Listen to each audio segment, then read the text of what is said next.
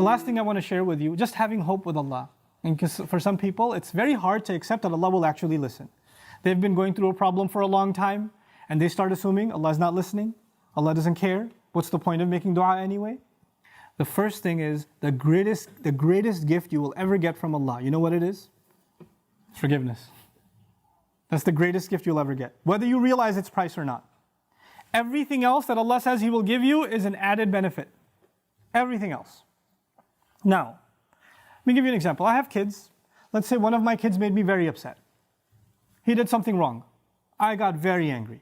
You should not have done that. You should not have spoken like that. I can't believe you did that. And I scold him.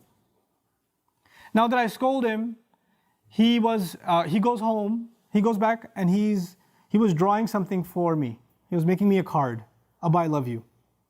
And here's a house I drew or something. He drew something beautiful for me. And when he drew it for me, who's he supposed to give it to? He's supposed to give it to me. But he crumpled it up and threw it in the garbage. And before he threw it in the garbage, his other brother asked him, hey, why didn't you give it to Abba? Why did you throw it away? Abba's so angry at me, he doesn't care about that. He doesn't really care. He doesn't love me anymore. If I knew that he felt that way, what would I do? Yeah, that's right, you better throw it away. No, I'd be in tears. How did you think I don't love you anymore? Yeah, you messed up. Yeah, you did something bad. But you're my baby. You can mess up 1,000,000 times, I'll still love you. Even if I'm angry, I still love you. Give me that paper. Why wouldn't I? I'll frame that paper. Forget putting it on the fridge. I'll put it behind the glass. I'll take it out of the garbage. I'll cherish it forever. Why? Because I love my child despite their mistakes. Even when they make me upset. That's just me and my child. I'm not talking about me and my child. I'm talking about me and Allah. I mess up with Allah. I make mistakes. Allah doesn't even scold me. He didn't strike lightning from the sky. He didn't push me into hell. He didn't make my heart stop beating. Every time I lied, I didn't develop an inability to speak. Every time I ate something haram, my hand didn't become paralyzed. It didn't happen. Every time I looked at something haram, I didn't go blind. He still kept giving. He still kept providing. And I started thinking, well, Allah doesn't really love me anymore. We used to be good, but now that I'm bad, the love is gone. So what's even the point of making dua to Allah? Nobody will love you like Allah does. Every ounce of love I have for my child, every ounce of love you have for your child or you have for your parents, that love is only a fraction of something Allah put in you. You're not capable of loving anyone. The love we have is actually revealed from Allah. It's a gift from Allah.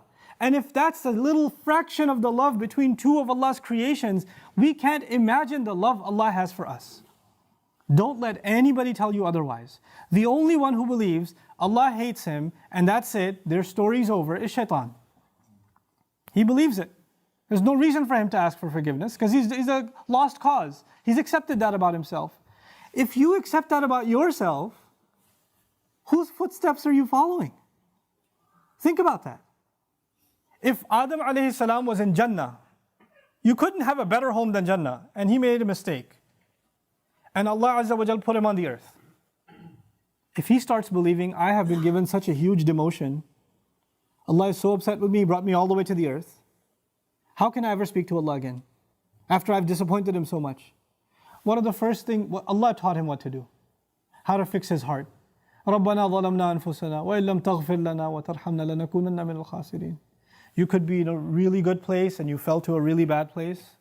Compared to Jannah, dunya is nothing. He went from Jannah to dunya. And as far down as he came, he's still just as close to Allah. Just those words are enough to connect him to Allah. Don't give up on dua.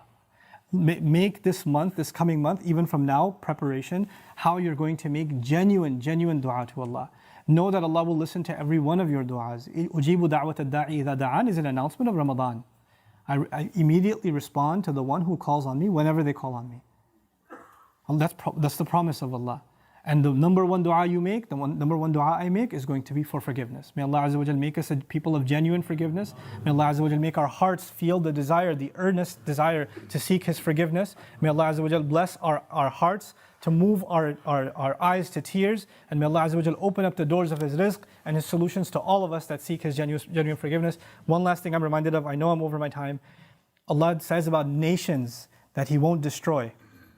You know, there are nations that deserve to be destroyed, and Allah wouldn't destroy them. You know why? Because among them there are people who still seek forgiveness. Just because there are some people who still seek forgiveness, Allah wouldn't destroy some people, the entire nation. Become people of istighfar. May Allah protect all of us. Barakallahu li wa lakum. Assalamu alaikum wa rahmatullahi wa barakatuh.